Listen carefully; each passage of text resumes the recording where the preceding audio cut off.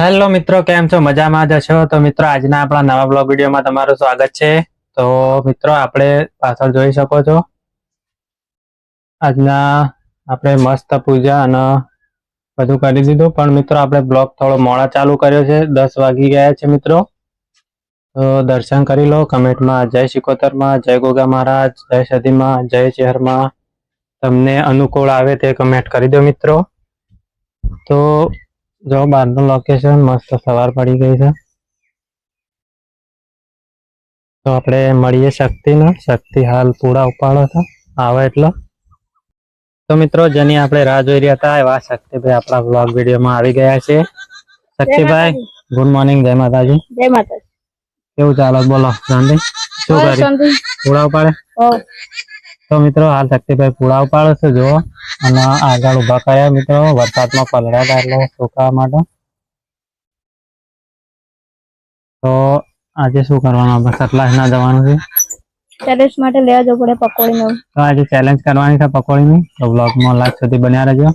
અને ચેનલ પર નવા હોય તો સબસ્ક્રાઇબ કરી દેજો, વિડીયોને લાઈક કરી દેજો અને એક મસ્ત મજાની કોમેન્ટ કરી દેજો મિત્રો. તો મિત્રો, હું તો નાસ્તો કરી અને નાહી ધોઈને તૈયાર થઈ ગયો છું.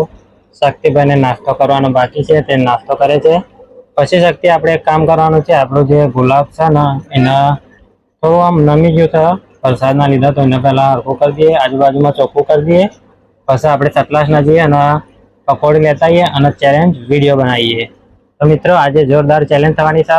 અને હું, ગજેન્દ્ર અને શક્તિ 3 વચ્ચે ચેલેન્જ કરવાના છીએ. તો વિડીયોમાં લાસ્ટ સુધી બન્યા રહેજો.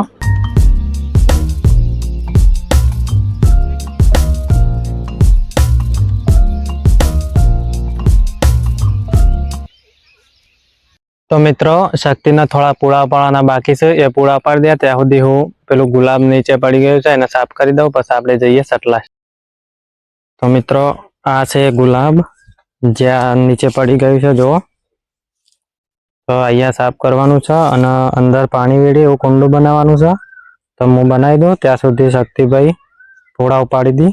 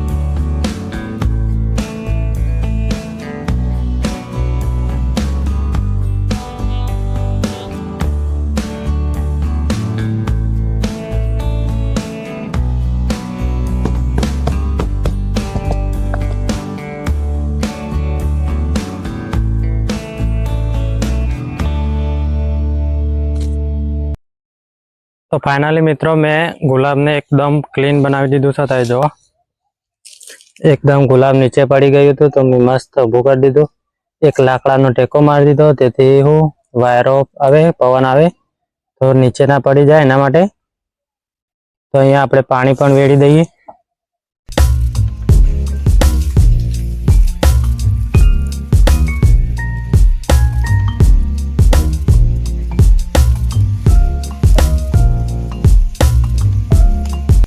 તો મિત્રો આપણે ગુલાબ એકદમ રેડી કરી દીધું અને આપણે મિત્રો એક ચેલેન્જ બનાવવાના હતા પણ ચેલેન્જ કેન્સલ રાખી છે કેમ કે આપણે હાલ બાઇક હાજર નથી અને આપણે ગામથી થોડા દૂર રહીએ છીએ એટલે ચાલીને જવું પડે 2 કિલોમીટર એટલે આપણે આગળના વિડીયોમાં ચેલેન્જ બનાવશું. તો આટલા આપણે પકોડીની ચેલેન્જ કેન્સલ કરીએ છીએ બરાબર. સોરી